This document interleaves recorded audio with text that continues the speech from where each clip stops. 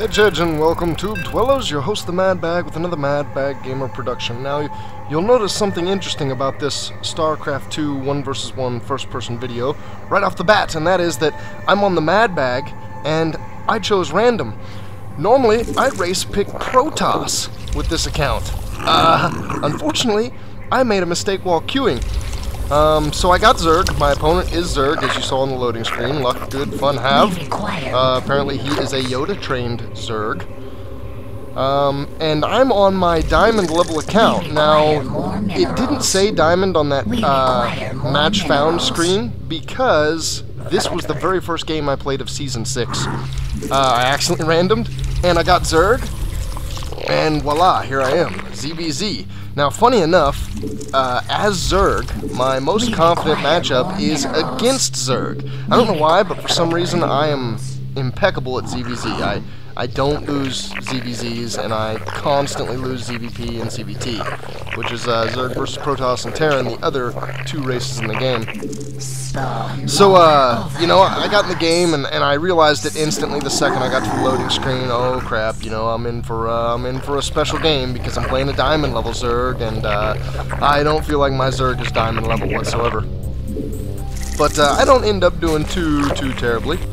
And we'll see how that unfolds as time goes on. So I've got my first Overlord scouting straight across the map. The supply for Zerg, the Overlord, is a moving unit, whereas the supply for Terran and Protoss is their supply depots and pylons, respectively. Now, each has its own purpose and its own special use that's fairly interesting. However, the Zergs, I would argue, is probably the most useful in that it can collect information for you. I'm sending it across the map to scout, and specifically in Zerg versus Zerg, since the Queen doesn't really come out very quickly, and the Queen is the Zerg's first anti-air unit, and the Overlord's an air unit, you can generally use an Overlord to scout everything your opponent's doing. On a lot of maps, you can get it in their base before their Queen comes up, and so before they have any way of shooting it away or outright killing it. Whereas Terran gets an anti-air unit pretty quickly in the Marine, and Protoss fairly quickly in the Stalker. You notice I did do a 14 pool, and then droned up to 15, and then did my gas. I'm now returning to 15, building the Overlord. The pool finishes. I do not have the gas for the Zergling Ling speed with this build. However, I do have the gas for something else. And this little reprioritization on exactly what I spend my gas on early almost always nets me a huge advantage in the early game against other Zergs. So the concept behind this is that I'm getting the Baneling nest way earlier than other Zerg players would. Banelings are good against everything Zerg has early except for Queens, and they can kind of get around Queens. So Queens don't necessarily defend you against Banelings. Now, I am prioritizing Banelings over Ling speed. Normally, Ling speed is better to get early than Banelings because you can use Speedlings against somebody that doesn't have Speedlings to kill their Banelings. However, if I time it well, I can get Banelings on the offensive before his speed research finishes. And even if his speed research finishes right as I get Banelings, Banelings don't move faster than regular Lings, so I can use my regular Lings to protect my Banelings as they march towards his mineral line. Sometimes this allows me to get drone kills, sometimes it allows me just to trade effectively with the Zerglings and then pick off a Queen with the Zerglings that I have left over. Sometimes it outright ends the game by, you know, I don't know, killing everything he has all in one big shebang, because Banelings have that very nice AoE damage. So you'll see I went ahead and morphed in a couple Banelings. I think I had 3 or 4 of them? 2. That's not good. So ideally you want enough of them that if he's built a spine crawler, it can take a Baneling out and you still have 2. 2 Banelings will destroy drones. 1 Baneling doesn't quite kill drones. 2 Banelings in the mineral line will destroy like 6 drones. It's like a siege tank sized splash area, and it's really nice. So I start attacking the hatch first because he doesn't have an Overlord out here, so he can't see. And I was hoping to get a nice little Baneling blow up on his ramp there. Unfortunately, I didn't. I didn't get a great anti-Zergling blow, and I didn't get a great anti-drone blow. However, I did get a couple Zerglings, and I had a lot rallying, and that allowed me to take the advantage here. Now he's building a second Queen, so the first Queen isn't huge. However, this second Queen going down and these couple drones, which I do end up getting, I actually equalize his drone count here. The second Queen makes that well worth it. My thought here is to run off into a corner of his base and build banelings, but he's too on it. He gets some zerglings out. And part of what made that aggression so successful is that he droned harder than I did. Watching the replay, and I may recap it at the end of this, watching the replay, I had 15 drones going into that engagement, and he had 20. So he could afford to lose some in the engagement and still, you know, be ahead. However, he lost a few too many. I think me having the banelings allowed me to get just enough of an advantaged Ling engagement that my overpowering Lings took out his queens and a number of his drones. Now that really equalized us on the drone count. However, him being down the queens is fairly big. And now you see that he's up in zerglings. However, my banelings are already on the field. Defensive banelings are both easy to use and incredibly effective, at least until he pushes with roaches. Roach pushes don't happen real early just because baneling pushes can happen earlier than roach pushes, and if you don't have defense for banelings, you just die outright. So since banelings come earlier, you can't rely on roaches to defend you. I tried to build a spine crawler, but it looks like my drone geeked out. I actually didn't notice that. And I've got both my queens on my ramp on hold position, and I'm going to mineral path my workers through my queens, so that he can't possibly kill any of my workers, and if he wants to grab the queens, that's fine, he can't really do much to them. Queens have so much hit points early game that it's not even funny, in ZvZ anyway. Against Protoss and against Terran, their hit point pool tends to whisk away pretty quickly, at least a lot more quickly than it does in ZvZ. So now we both have an expansion out, and I'm trying to drone. I got a little food block here. Again, I'm not even a diamond level Zerg in my opinion. I got a little food block. I'm trying to drone up though. It looks like I've got an idle drone somewhere. That's not ideal. But he too is droning up. He put out an additional pack of Lings, and the way to look at things in Zerg vs. Zerg is A, you have to make sure that your injects are pretty well on time. Inject from your queens to your hatcheries is about the equivalent of, I want to say about 2/3 of your production on any given base. So if you're on one base, you get, I think, 4 larvae from your hatchery every minute if you're spending your larvae consistently, and then you get 8 larvae from your queen injects every minute. So you get twice the amount, which equals out to about 2/3 of your overall production. So first you have to ensure that your injects are on, and if your injects are on, then you have to, in any given battle, assume that your opponent's injects are on as well. Assume that he's injecting every time one pops off immediately again. So you have to get your production to maximum capacity, and you have to assume that your opponent's production is on maximum capacity. With these two factors in place, when you can assume that yours is best and that his is as best as it can be, then you can gauge how much of an army you have against how much of an army he has to tell who's building more drones. So anytime you're in an engagement where you're losing heavily, he likely has fewer drones than you do. Anytime you're in an engagement where you're winning heavily, he likely has more drones than you do. The reason behind that is if you're able to build more army, and both of your guys' production is the same, then he spent some of that identical production on drones instead of on army. That makes something else in Zerg vs. Zerg very important, and that is aggression of some sort. You have to push often in Zerg vs. Zerg just to find out what he's doing. He could sit back and macro up an army for like 3 to 4 straight game minutes, and then just show up with a huge army and kill you, because you can't build in 30 seconds, you know, the time it takes him to travel across the map, what he's built in 3 minutes. So if you're not probing him constantly, you can't tell if he's doing that. Alternately, if you're building a little bit of army and a little bit of macro, and he's doing nothing but macroing, and you don't aggress to see that, you'll get behind. Now right here I'm doing a little bit of aggression, and I'm using a little tactic that works really well in ZvZ, but also works in other matchups. You can see my banelings roll into his mineral line there. I actually took a small subset of banelings and gave them an explicit command, separate from the rest of my army, to go into the mineral line with a move command, meaning ignore everything on their way there, and then once they get there, attack anything nearby. I gave them an attack command. That makes my banelings go to his mineral line and then prioritize the closest thing, which is almost always drones. So while I engage him with my army in a losing battle, which is fine, I take a little bit of my army around to hit his economy. That lets me lose the immediate engagement but get an advantage over time. And that lets me do things like, oh boy, I just messed up that engagement pretty badly. I lost way more Zerglings to that than I should have. Anyway, that lets me get a macro advantage in a way alternate to just building more drones than he's building. That lets me build army and aggress, and if he's built army as well, then I can still get the advantage and even lose with my army. Now here I make a grave mistake, and that is my army positioning. I had my whole army setting out in front of my natural, and that leaves my third so thoroughly undefended. You gotta figure, as Zerg, anytime you're expanding, the newest base you have is always the most vulnerable, because it's gonna be the least defended, and as you expand you have to go further and further away from your center of the map. And what I mean by your center is I mean your main, essentially. The place where most of your production comes from, and where most of your tech, and where most of your map positioning is going to be throughout the entire match. I didn't have my units close to my third, which is going to be his primary point of aggression, and he abused it. He hurt me real bad. So, given that I've seen his third with an Overlord, and he killed my third, I have to aggress.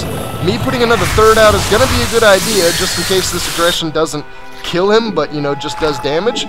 But I have to aggress and do damage, because he has that third on me, and that can potentially be a macro advantage that will win him the game in a few minutes. Now you'll see here that my army advantage ended up killing him, and really that's just happenstance of a fault in my play. You'll see I was placed back into Diamond, and here we'll go over a couple match statistics. In my play, I didn't drone up for my third, and he did. He built a bunch of drones anticipating his third to finish. I built army instead. That's what let me have the army advantage and kill him. And here you see the army value, huge bonus in the end. And that won me the game, really. End of story. Alright, I think I still have this replay. Let's take a look at a few of the specific numbers of the game from a perspective of a spectator, aka from an omnipresent perspective. First, I want to look at this little Baneling bust that I did. I'm sorry, Baneling burst. There is a clear efficiency bonus that I see after reviewing this, where I could make this push a lot stronger. And that would be to get this gas earlier than I did. To get this gas probably at 14 right after the pool. So I made the pool on 14, and I droned back up to 15 before making the gas, which means that the gas started when the pool was about halfway finished. If I would have gotten it a little bit earlier, I would have had money for 3 to 4 Banelings. And 3 to 4 Banelings in this push would have allowed his queens and or a Zergling or two to snipe a Baneling and still allow 2 Banelings to make it to the mineral line, which would have been ideal. Banelings can wipe out about the size of this box, about that many drones. If they were to get right here and detonate, boom, I can take out, you know, 5 to 6 drones. Having 4 Banelings with this push, I think, would have made it a lot stronger. So, first point of improvement, get the gas a little bit earlier, get the gas going a little bit earlier. That might even allow me to slap the Baneling nest down just a touch earlier and still work out to having 3 or so. So you'll see the timing on his speed. He actually finished speed before I got here. And there the Banelings blow up before they even get to the mineral line. One of those drones did get hurt by a Baneling. You can see one that's very low on health. So, let me back it up actually to right before this push again, just so I can capture counts. 550, that's not far enough. Yeah, it is. Okay, so Red's already at 20 drones. He's been droning harder than me, but you can see I've put a lot of larvae into Zerglings, and this push with the Zerglings that I build allows me to re-equalize in the drone count. I'm only at 15 drones, and my production tab will reveal that here in a second I start droning up again for the follow-up. He's at 19 now, and after this little battle, he goes right down to 15. So we're equal on drones, and because I opened aggressively, I got to kill a queen. Now you can see my 3 drones pop back out to take me up to 18. So I get a tiny macro advantage just in being aggressive early. Aggression is so important in ZvZ.